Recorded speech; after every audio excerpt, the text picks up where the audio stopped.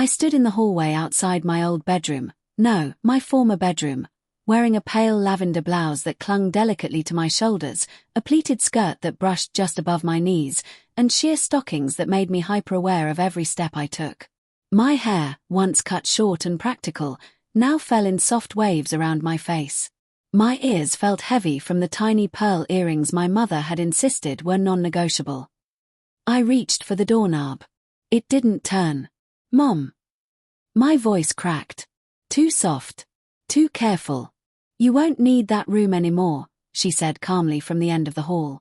"You'll be staying in the guest suite. We've already moved your things." My things. As if they were separate from me. My reflection in the hallway mirror caught my eye. The person staring back wasn't who I'd been just weeks ago. The jaw looked softer. The brows shaped.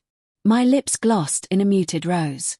I lifted a trembling hand and touched my cheek. How did this happen so fast? How did I let it? And why, beneath the fear crawling up my spine, did something inside me feel strangely alive? It started with rules. My family had always believed in rules. "We just want what's best for you," my father had said, hands folded on the dining table like he was closing a business deal instead of dismantling my identity. What's best? I used to laugh at their obsession with tradition. Gender roles. Presentation. Appearances. They were rigid, structured people. Perfect neighbors. Perfect churchgoers. Perfect image. But I wasn't perfect. I had always been softer. Quieter.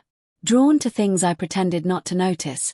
Textures, fabrics, the way my sister's dresses moved when she spun in the living room. I told myself it was curiosity. Appreciation. Nothing more. Until the night my mother found the box. A pair of heels I'd ordered online. A simple wig. A dress folded with trembling excitement. She didn't scream. She didn't cry. She simply said, "If this is who you are, then we're going to do this properly." I should have run then. Instead, I froze. Because part of me, the terrified, buried part, wanted to hear what properly meant. Within days, my clothes disappeared. My phone was monitored. My wardrobe replaced. "If you're going to live under this roof," my father had said evenly, "you'll live honestly." Honestly. But honesty, in this house, meant full commitment. No half measures. No secret reversals. "You don't get to experiment and then run back," my mother told me while laying out a row of blouses across my bed. "If this is your path, you walk it." And suddenly, I wasn't choosing. I was being molded. The first week of living full-time as her shattered me. Work was unbearable. I walked into the office in a fitted navy dress that hugged curves I didn't even know I had. My steps felt unnatural in modest heels, each click on the tile floor announcing my arrival like a warning siren. Conversations stopped. Chairs swiveled. "Is that?" I heard someone whisper. My manager blinked twice before clearing his throat. "New look." I forced a smile. "Yes." My voice sounded wrong. Too careful. Too measured.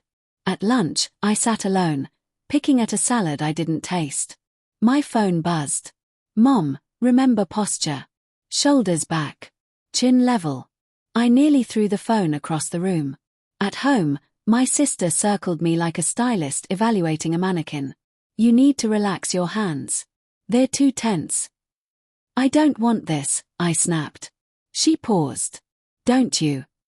That question lingered. Didn't I? Because late at night, when everyone was asleep, I would stand in front of the mirror in my new room, the guest suite turned permanent residence, and study myself. The eyeliner wasn't perfect. The lipstick sometimes bled at the edges. But when I tilted my head just right, I saw her. Not a costume. Not a punishment. A possibility. And that terrified me more than my parents' rules ever could. The first time I practiced makeup alone without supervision, my hands shook so badly I dropped the mascara wand onto the sink. I locked the bathroom door, heart pounding like I was committing a crime. Maybe I was. I leaned close to the mirror. The overhead light cast sharp shadows across my face. My skin looked softer now after weeks of skincare routines my mother insisted on. My eyebrows had been shaped professionally, another non-negotiable. Just try, I whispered to myself. Foundation. Blend. Concealer. Dab. Blush. Too much. Panic. Blend again. Each step felt intimate. Transformative. My breath slowed as concentration replaced fear. When I finally applied lipstick, a deeper red this time, I didn't see someone trapped. I saw someone emerging. I changed into a soft cream sweater dress hidden at the back of my closet. It hugged my body gently, the fabric warm against my skin. I turned sideways. The silhouette startled me. I walked experimentally, feeling the sway of the hem against my thighs. Heat crept up my neck, not embarrassment. Excitement. I practiced speaking softer, moving slower, sitting with legs crossed at the ankle. Was this still forced if I was enjoying it? That question kept me awake at night. Because the more I explored privately, the more I discovered nuances I hadn't noticed under my family's watchful eyes. The way a delicate necklace made my collarbone look elegant. The way certain fabrics made me feel powerful instead of exposed. The way a gentle smile felt more authentic than the guarded smirk I used to wear. I started journaling. If this is prison, why does it feel like freedom when I'm alone? The first time I left the house dressed fully by my own choice, not because it was required, but because I wanted to, I nearly turned back 3 times. It was a Saturday afternoon. My family assumed I was meeting a coworker for coffee. I wore a soft pink blouse tucked into high-waisted jeans and ankle boots. Minimal makeup. Natural waves in my hair. I stared at my hand hovering over the cafe door. Just go in, I muttered. The bell chimed as I stepped inside. No one gasped. No one pointed. The barista smiled. What can I get you? Her casual tone steadied me. I ordered, paid, and sat near the window. My heart hammered for 10 full minutes before it finally began to calm. 2 women at the next table complimented my boots. My sister has those, one said brightly. I laughed, an unguarded, real laugh. They didn't know. Or maybe they didn't care. For the first time, I wasn't the spectacle. I was just there. When I caught my reflection in the window glass, sunlight softening my features, I felt something shift deep in my chest. This wasn't about obeying rules anymore. This was about discovering who I'd always been afraid to explore. That weekend turned into more small outings. A bookstore visit. A walk in the park. A movie alone. Each time, the fear lessened. Each time, the comfort grew. But at home, the tension tightened. Because my parents noticed the difference. You seem happier, my mother observed one evening. I hesitated. Maybe I am. She studied me carefully. Remember, this isn't a phase. I know. And that was the first time I said it without resentment. The confrontation came unexpectedly. A family dinner. Extended relatives. Cousins I hadn't seen in years. I stood at the edge of the dining room, smoothing my emerald dress, pulse racing. You're really going through with this?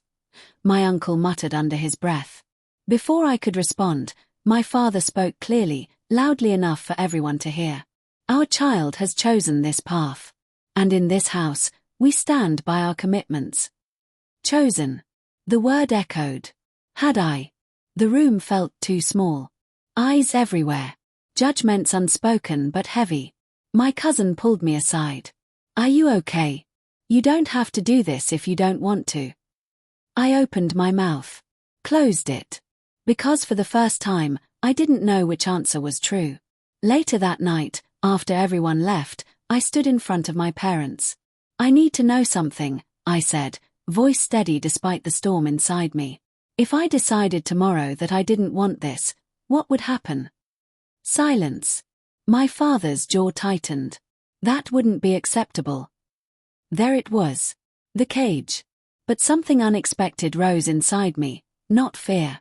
Clarity. I won't be forced, I said quietly. If I continue, it's because I choose to. My mother's expression softened. Then choose. So I did. Not for them. Not out of rebellion. But because somewhere between the fear and the mirror and the quiet cafe afternoons, I had fallen in love with the version of me I'd been too afraid to meet. I'm staying, I said. But on my terms. The power in that sentence vibrated through me. Life changed after that. The rules loosened, not because my parents suddenly understood everything, but because I stopped acting like a prisoner. I set boundaries. I chose my wardrobe. I experimented with bolder looks. A sleek black dress for work that earned respectful nods instead of whispers. A floral sundress for a summer outing that made me feel radiant. At work, the awkwardness faded. One coworker even said, "You seem more confident lately." I smiled. I am.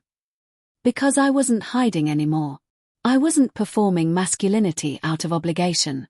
And I wasn't performing femininity out of pressure. I was simply myself.